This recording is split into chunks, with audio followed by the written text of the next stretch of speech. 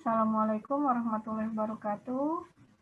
Waalaikumsalam. Waalaikumsalam warahmatullahi wabarakatuh. Ya, ini masih pembahasan analisis klaster. Kemarin kita bahasnya Kak-Min klaster, ini hierarkikal. Dari tadi Bu susah ini ngomong hierarkikal klaster itu. Hierarki. Jadi pengelompokan secara bertingkat. Ini analisis klaster yang berusaha mengelompokkan objek berdasarkan kemiripan yang ada. Sama kayak kemarin Kak-Min cluster juga begitu, karena memang tujuan analisis cluster itu untuk mengelompokkan data menjadi kelompok-kelompok yang lebih kecil, ya, kelompok-kelompok kecil yang mirip. Kenapa dikelompok-kelompokkan? Ya macam-macam tujuannya. Yang bisa memberikan, kalau kemarin kan nanti ketika tahu ada segmen yang A, B, dan C, nah dia akan memutuskan untuk memprioritaskan segmen yang mana gitu. Di antara para pelanggannya, kemarin kan gitu ya, ada 3 kelompok pelanggan, dia mau memprioritaskan kelompok yang mana dulu. Atau kemudian juga kalau sekarang ini ya, tujuannya nanti untuk melihat yang mirip, berarti saingannya siapa saja gitu. Nih, yang menjadi kompetitornya itu gitu, siapa saja berdasarkan kemiripan dari indikator yang diketahuinya. Nanti kan dia bisa memutuskan, oh ternyata saingannya dengan perusahaan A, B, C, D. Berarti nanti apa yang harus diperbaiki, apa yang mau dijual. Kan kalau namanya produk itu ya, kita harus menjual produk itu yang berbeda dari produk yang lain. Ketika pun produknya sama, harus punya keunggulan.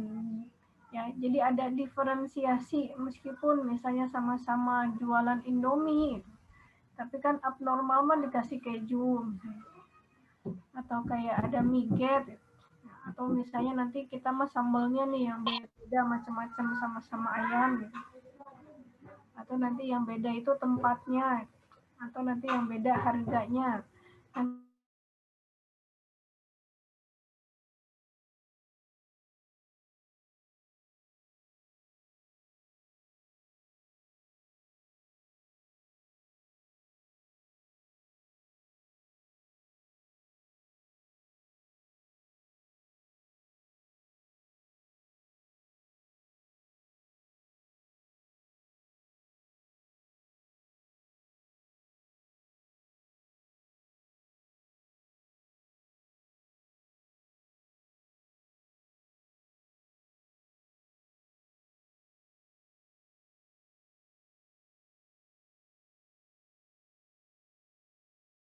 Dia berdasarkan beberapa karakteristik.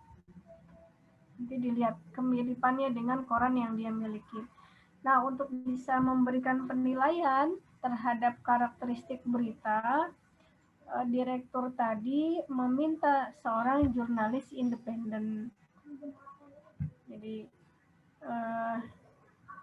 meminta ke jurnalis independen untuk memberikan nilai kepada koran yang dia miliki dan juga 9 koran saingannya terhadap apa? Terhadap kelengkapan berita dari segi berita politik, opini, internasional, humaniora, bisnis, Nusantara, metropolitan, dan olahraga.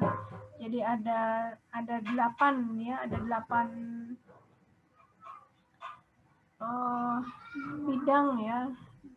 Dalam berita kan, berita itu selalu ada berita politik gitu, ada opini itu biasanya opini pembaca atau opini orang-orang tertentu ya, kayak semacam Rizal Ramli, Dahlan Iskan, itu kan dia punya kolom opini sendiri, diberikan tempat itu untuk mereka-mereka. Sujiwo Tejo juga dia punya kolom opini langganan biasanya tiap minggu. Ada yang bahkan bisa menulis tiap hari. Dan juga ada kolom opini pembaca. Silahkan siapa saja boleh. Kalau internasional ya, ada berita humaniora yang berkaitan dengan manusia lah ya, humaniora itu kemanusiaan. Kalau metropolitan itu berarti gaya-gaya hidup biasanya tuh, bisnis, terus Nusantara, berita yang ada di sekitar Indonesia gitu. Sama olahraga, ada segmennya sendiri gitu ya, olahraga segmen. Nah, setelah diberikan penilaian, diperolehlah data seperti ini nih. Jadi ini koran A mah yang tadi direkturnya ya, yang punya perusahaannya. Kemudian B sampai J-nya ini adalah koran-koran pesaingnya. Nah, jurnalis memberikan nilai untuk koran A dalam segmen politiknya itu 9,9, hampir 10 gitu. Ini kan kelengkapan berita. Lalu kalau opini dikasih nilainya 8 ya. Kalau yang internasional, koran A itu dikasih nilai 7,9, yang humanioranya dikasih nilai 8,9, dan seterusnya. Untuk olahraga 8,4. Untuk koran B, untuk berita politik diberikan nilai oleh jurnalisnya itu 8,3, yang segmennya opininya 7,3, internasionalnya 5,4, dan seterusnya. Koran yang C untuk berita politik ya dikasih nilai 8, berita yang opini 5,7, yang internasionalnya 7,7. Seterusnya sampai koran yang ke-10, koran J. Ya, berita politiknya nilainya 8,2, opininya 8, internasional 3,5, humanioranya 5,5. Nah, ini nanti datanya jelas diinput ke dalam SPSS.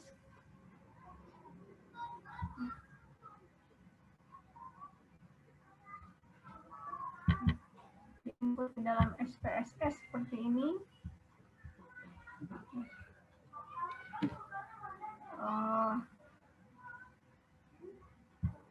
Kita nggak menggunakan label ini, yang string hanya yang koran saja karena ABCD. Yang lainnya politik, opini, ini numerik.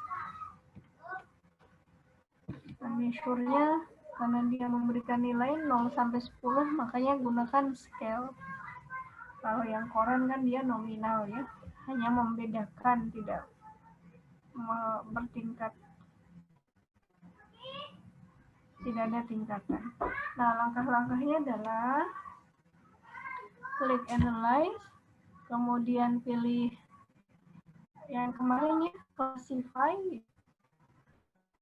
Sebetulnya nih ada beberapa, ini ada 6.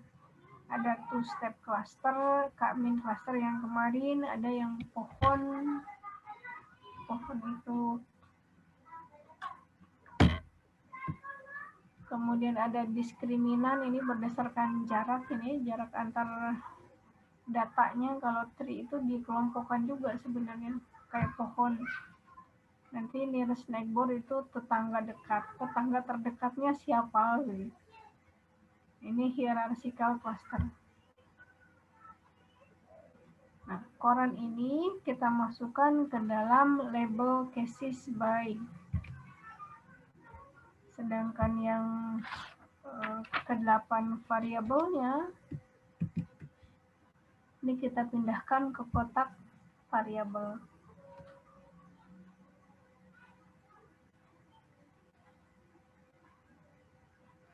Lalu pilih plot ya. Ini ada macam-macam, ada statistik, ini kita nggak minta. Jadi kita mintanya plot, nah yang kita inginkan dendrogramnya. Dendrogram, lalu continue, lalu oke.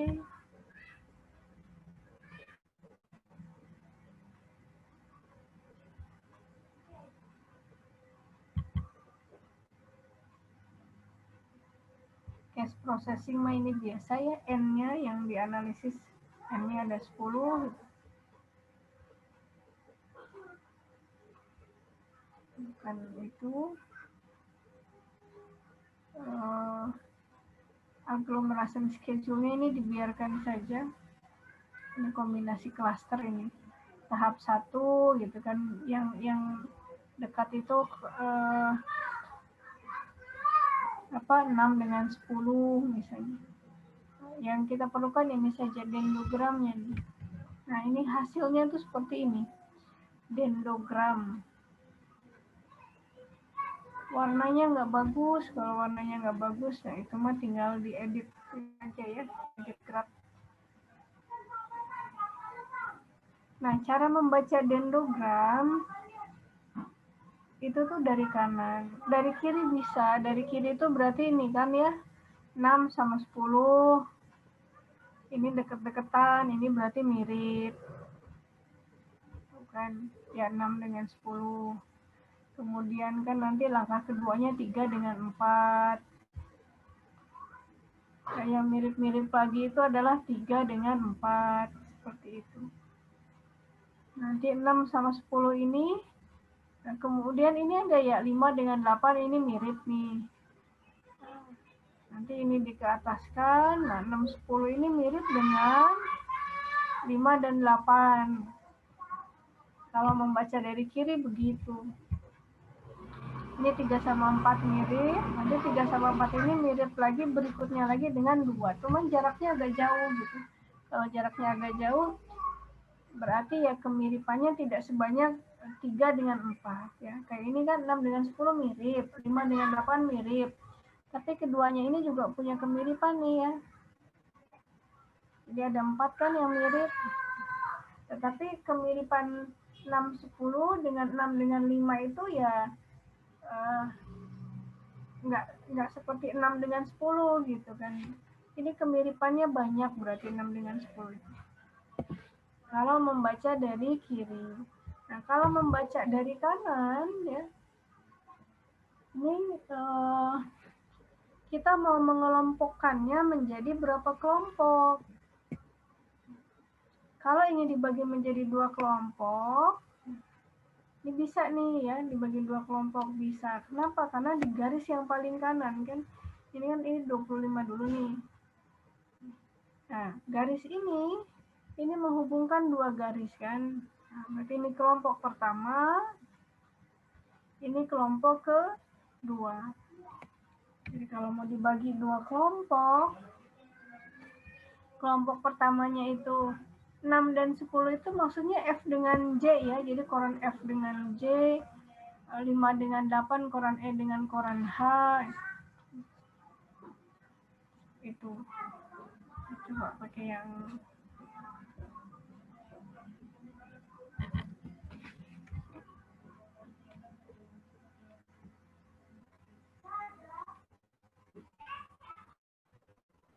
nah ini. Jadi kalau dibagi menjadi 2 kelompok, kan garisnya nih lihat. Kelompok pertama ini berarti F, J, E, H sama I ini ya. Ini kelompok yang pertamanya. Kelompok yang keduanya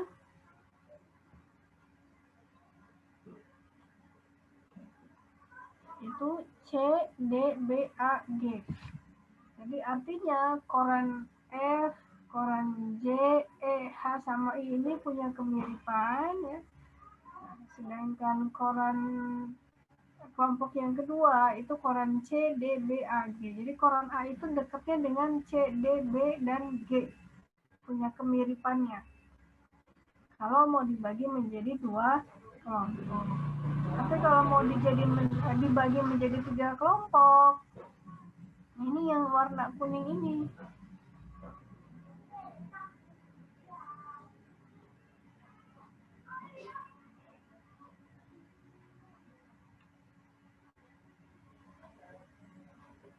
Oh, ini harus diisi ternyata.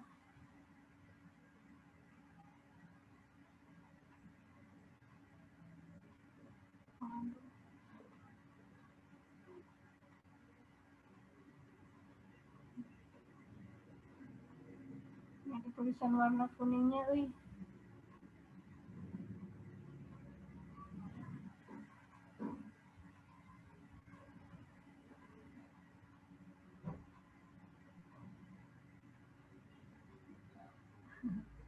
Gak mau diisi.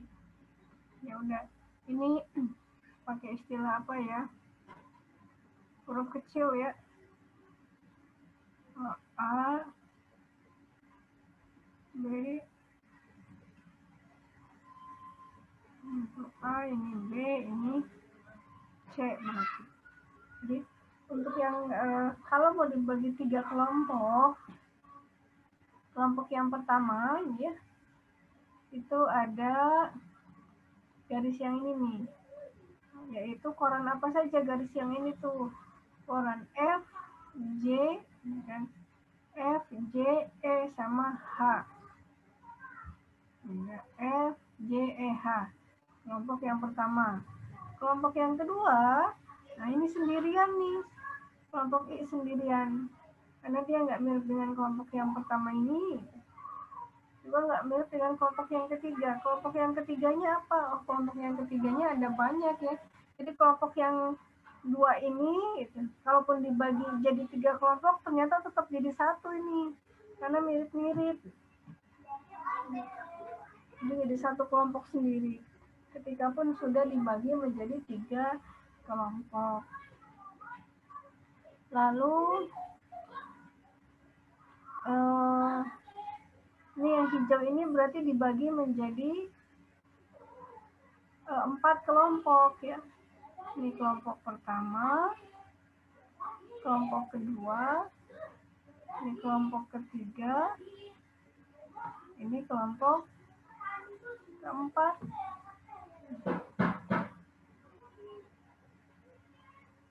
Ya. Tapi karena cuma 10 misalnya, ini paling kan dibagi 2 atau 3 kalau datanya cuma 10.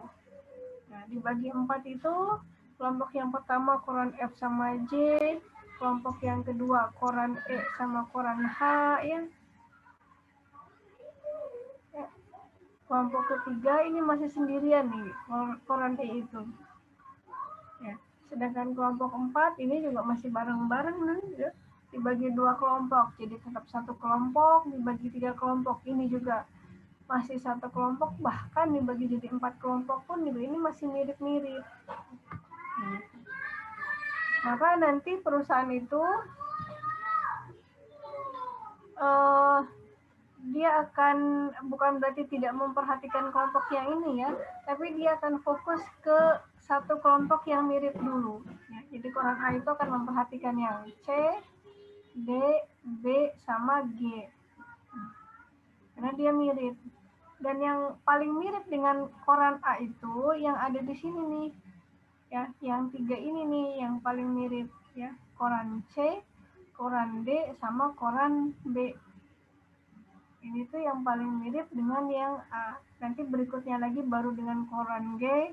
Nah, berikutnya lagi baru koran dengan yang kelompok di atas ini.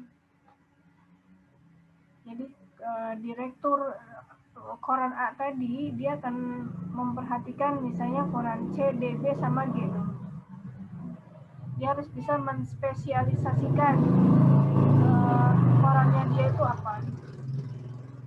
Ya, tadi ya kolom-kolom opini misalnya sengaja minta Sujiwo Tejo gitu yang bikin tulisan gitu. Itu kan sebetulnya untuk meraih pembaca agar mau membeli korannya ya, atau mau berlangganan secara online kan sekarang mah gitu. Harusnya nggak jadi masalah itu kelengkapan berita ya kalau sudah online itu.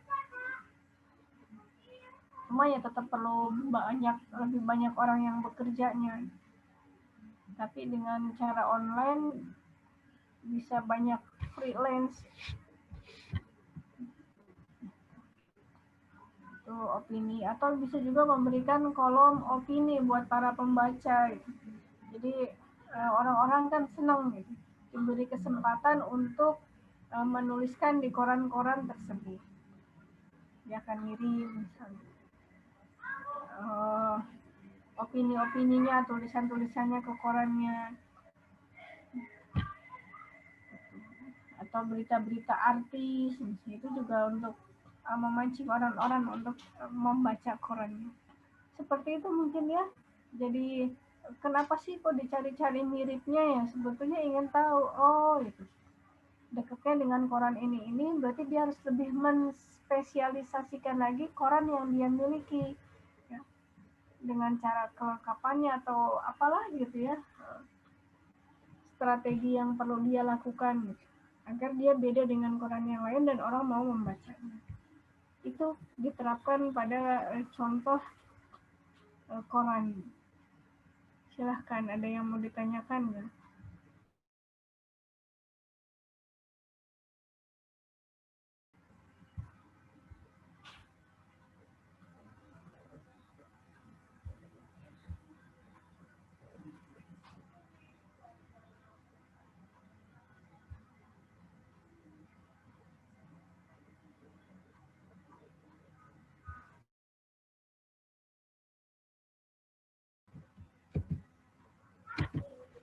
Ada di chat.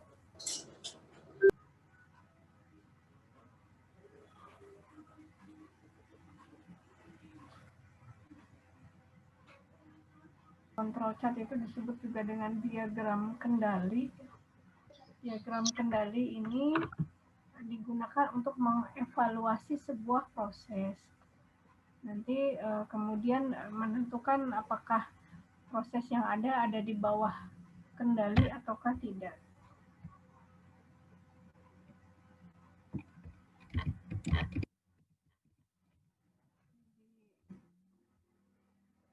Sebuah perusahaan itu pasti punya bagian quality control ya. Kalian kalau beli produk kan pasti ada ininya, apa tuh?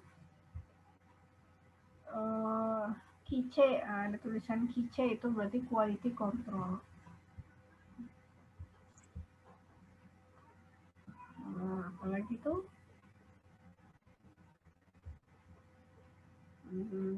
Jadi dia udah lolos uji quality control. Quality control ngapain? Quality control itu ya untuk mengecek produk-produk yang ada apakah sesuai dengan batas kendali ataukah tidak. Kan perusahaan punya standar terhadap produk-produk yang dikeluarkannya.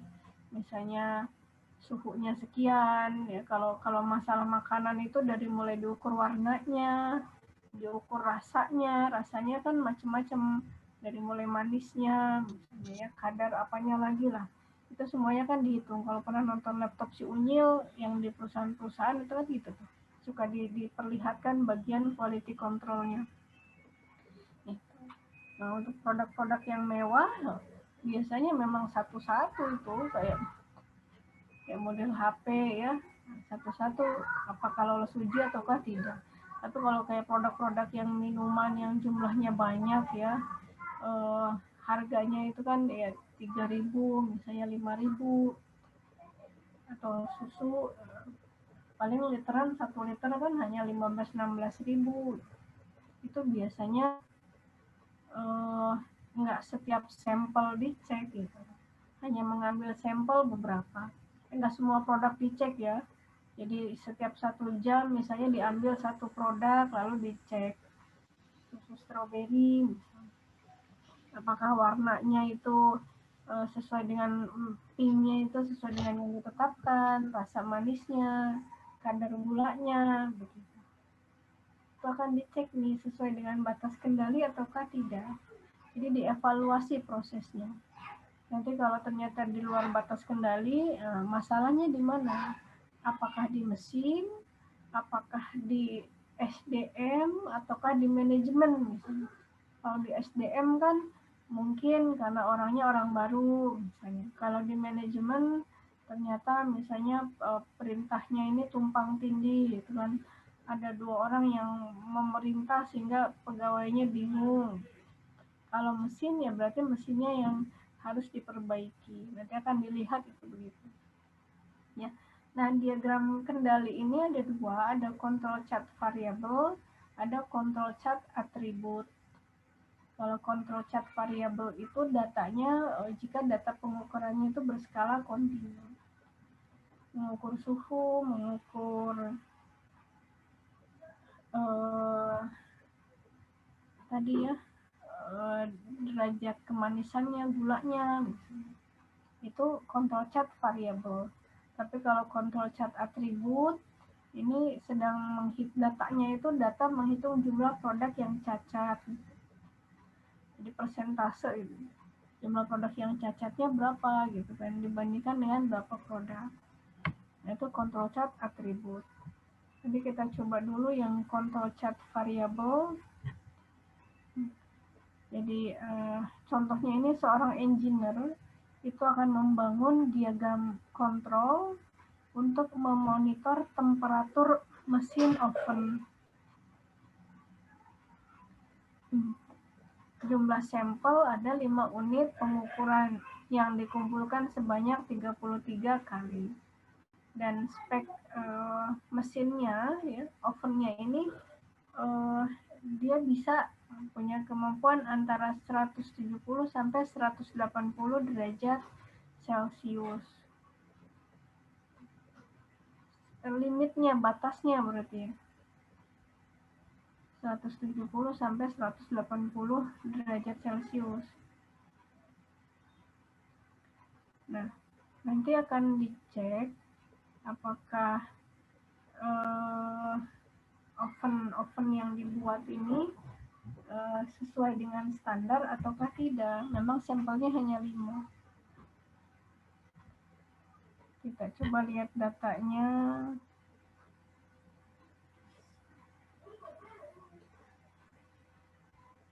Bentar, nggak muncul.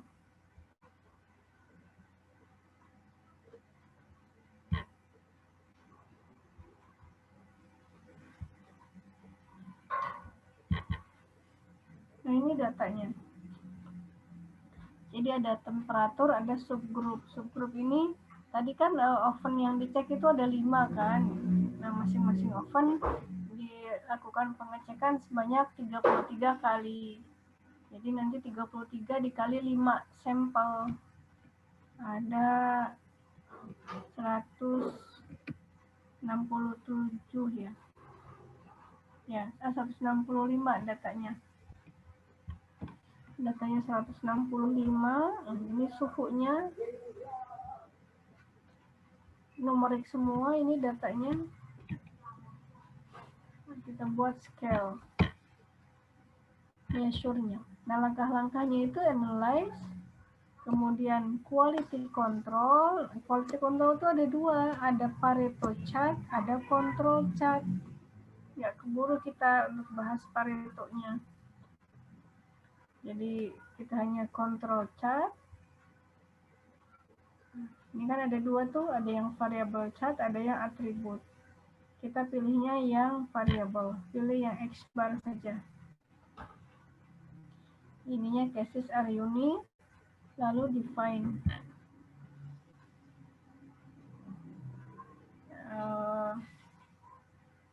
Ya. Ini sudah kelas yang tadi Ibu belum tutup, jadi masih ada.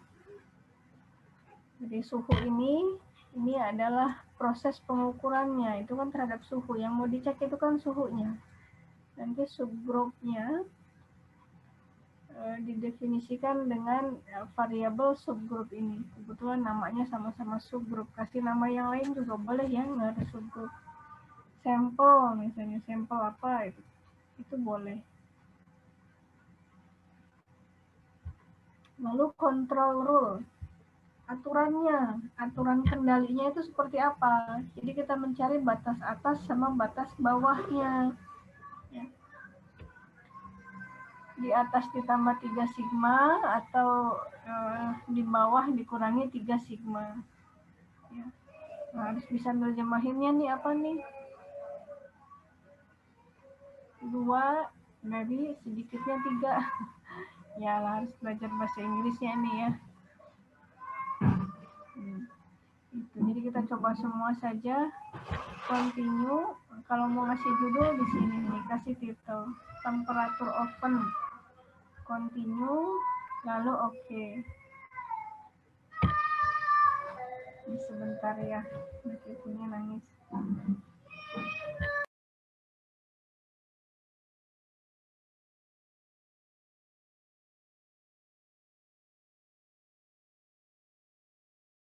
Kemudian UCL itu upper center line. Jadi batas kendali atas ya.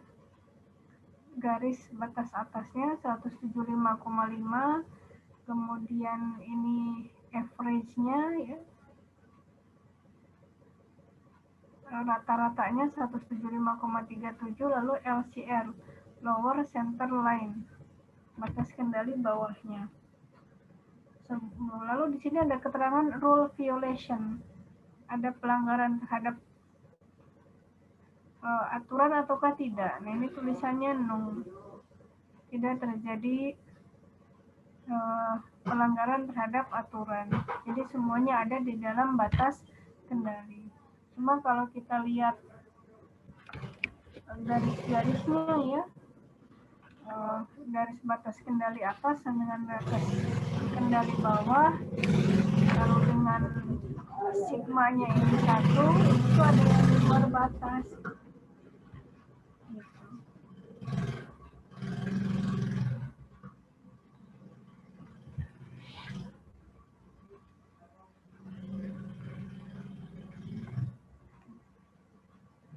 Ini datanya ada 33. Jadi ini rata-rata proses temperatur oven.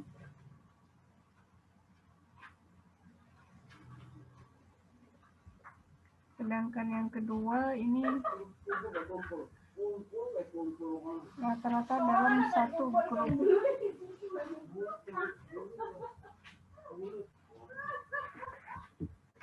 Jadi rule violation ini tidak ditemukan adanya kasus-kasus khusus gitu ya,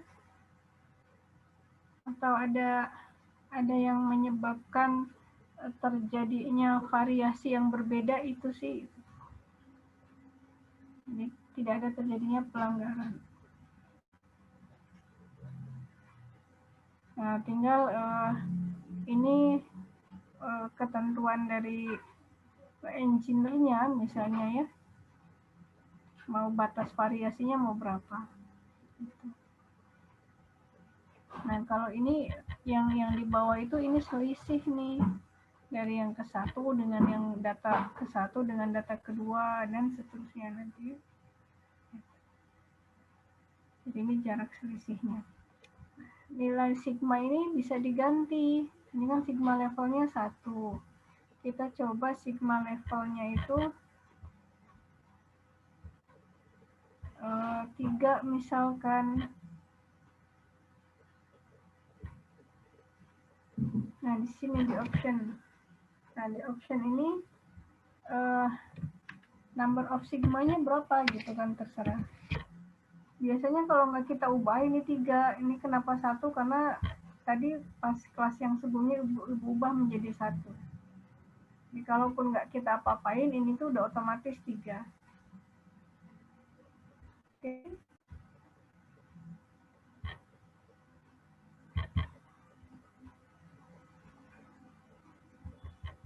Nah, ini nih kalau sigmanya 3.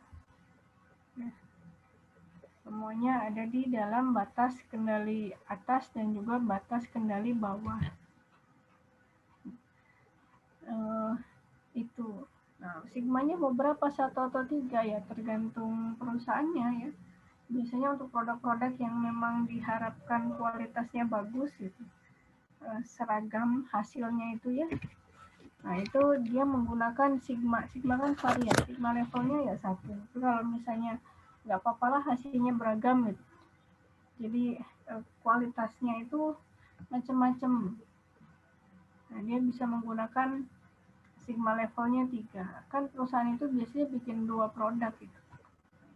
Ada produk-produk yang memang mereknya itu 2 ya. Jadi produk yang pertama untuk mana gitu kan. Produk yang kedua untuk kalangan menengah ke bawahnya. Kayak misalnya ada Rinso, ada Suf, nanti ada Soklin, ada Daya. Nah, itu kan harganya beda. Tag juga kan ada tag yang apa tuh? Sama tag yang J1-nya, yang murahnya, yang lebih murah maksudnya. Begitu. Gitu. Atau kalau kita beli produk apa itu kayak kuaci gitu. Nah, kalau yang ukuran besar itu kan bisa dibilang kuacinya tuh yang memang yang bagusnya gitu kan. Ada ukurannya, panjangnya berapa misalnya. Ya. Terus kalau yang harga 500-an, nah biasanya itu yang sisaan-sisaannya tuh 500 dimasukkan ke harga yang 500. Kacang juga sama ya, kayak kacang Garuda. Nah, kalau beli yang 500-an atau yang berapa, 500 ya atau 1000, itu kan macam-macam gitu. Tapi kalau kita beli yang ukuran besar itu sama. Keripik kentang, les, biasanya gitu ya. Jadi nanti ada barang-barang yang dibagi dua. Nah, tapi ini dia bikin produk. Nah, kalau memang mau menjaga kualitas ya sigmanya memang satu gitu. Tapi kalau misalnya mau membolehkan beda-beda, nah sigmanya 3. Satu lagi,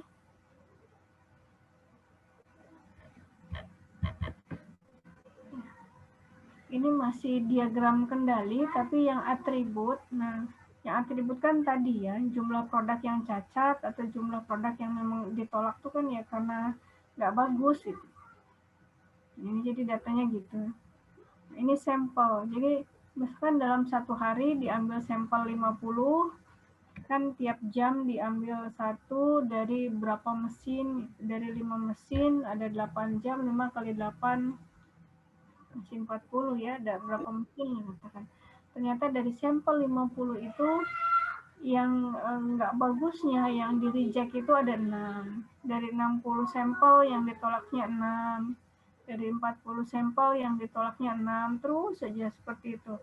Ini datanya ada sebanyak 20. Datanya ada sebanyak 40. Lalu kita lakukan analisis ya.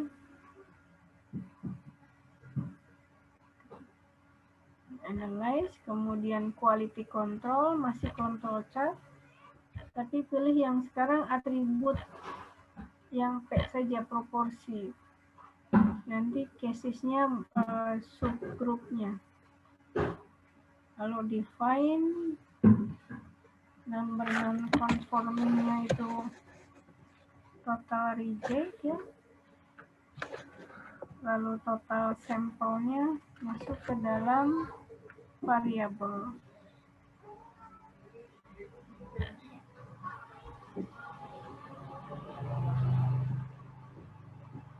Lalu pilih control rule.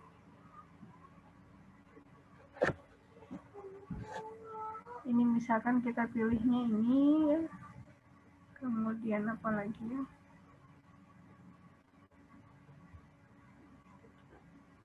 Ini mau semua juga boleh, nah. Continue lalu oke.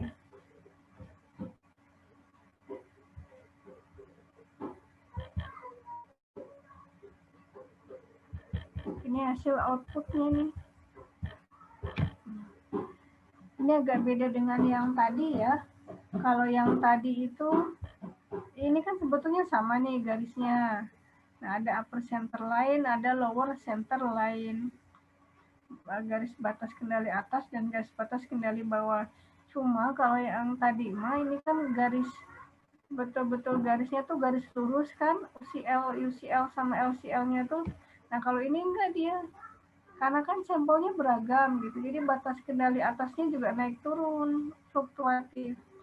Batas kendali bawah juga gitu, naik turun. Nah, ini proporsinya, berapa persen sampel yang di reject dari keseluruhan sampel yang diambil. Tapi di sini ada keterangan nih, rule violation, pelanggaran terhadap aturan. No ya, ini keterangannya kan hijau, berarti tidak terjadi pelanggaran aturan. Atau ada kasus-kasus yang spesial, data yang spesial yang punya variansi yang berbeda, ini tidak ada. Jadi semuanya aman. Nah, itu mungkin materi kita sekarang ya. Sebentar karena memang cuma satu outputnya itu cuma satu gitu, satu. Yang lama kan nanti ininya, input datanya. Ini mau diubah-ubah warnanya, tinggal diedit graf saja.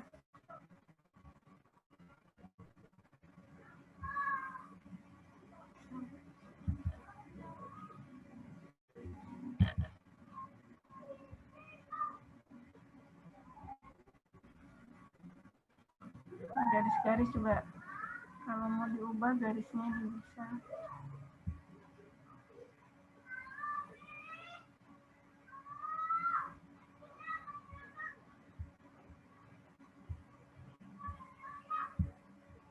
Kalau warnanya nggak mau abu-abu dan hitam, tinggal diubah saja kalau masalah warna.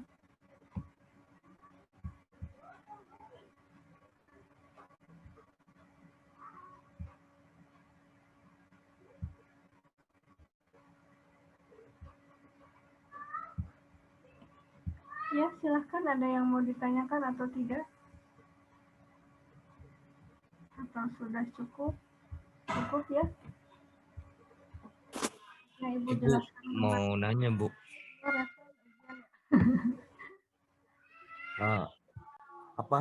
Nanti UAS itu kapan, Bu? Soalnya waktu tadi malam tuh saya dapat info lihat di LMS, Bu. Ibu ngitunya sekarang, Bu. Tanggal 18 itunya, Bu. Ya. Apanya yang tanggal 18?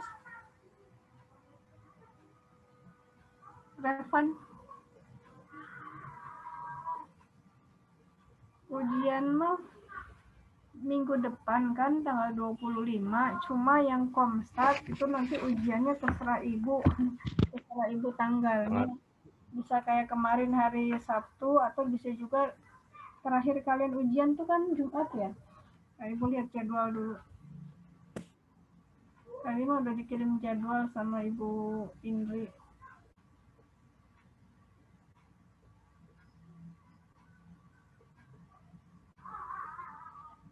Terakhir ujian tuh hari Kamis ya.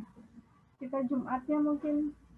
Jadi Jumat minggu depannya, bukan minggu pertama ya, Jumat di minggu kedua. Itu soal atau praktek, Bu? UASnya. Pilihan ganda. Soal-soalnya soal-soal pilihan ganda. Nanti misalnya ada data seperti ini, nanti diselesaikan dengan Materinya dari awal dari setelah UTS. Bu. Dari selesai UTS.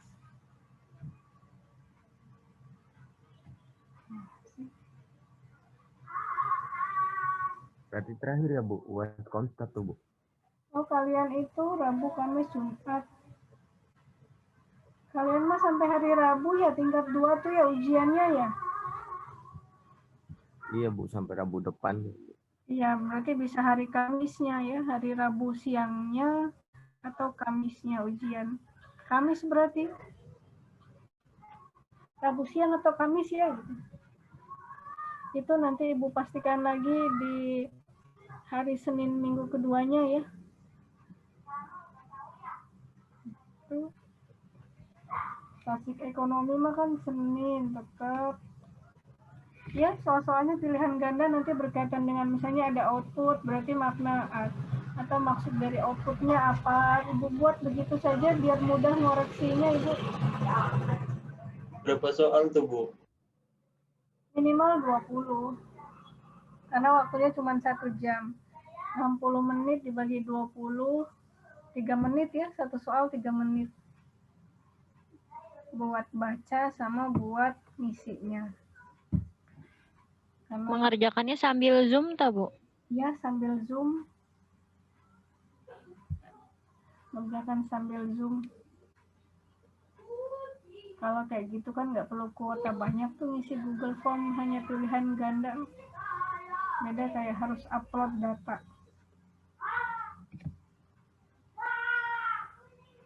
Ada lagi?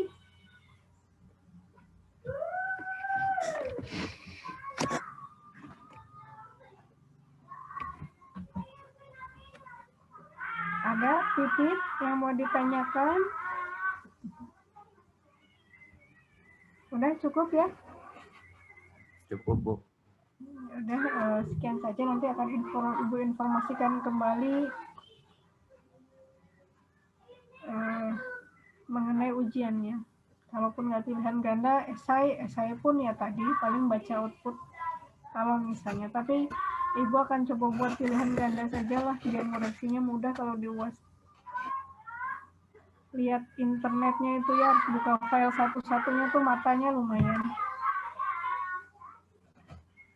Sekian saja ya, ini pertemuan terakhir dengan Ibu gitu kan. Di kuliah Komstat ini, Ibu mohon maaf kalau ada hal-hal yang kurang berkenan. Kalau ada, manusia mah banyak yang kurang berkenannya ya, apalagi manusia lagi, ya tiap orang beda-beda cara memandangnya.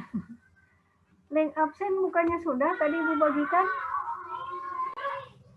Udah, Bu. Katanya telat ya, Bayu ya.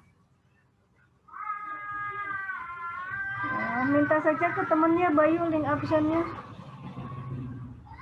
Sekian saja, terima kasih. Assalamualaikum warahmatullahi wabarakatuh. Waalaikumsalam. Warahmatullahi wabarakatuh. Terima kasih, Bu. Terima kasih, Bu.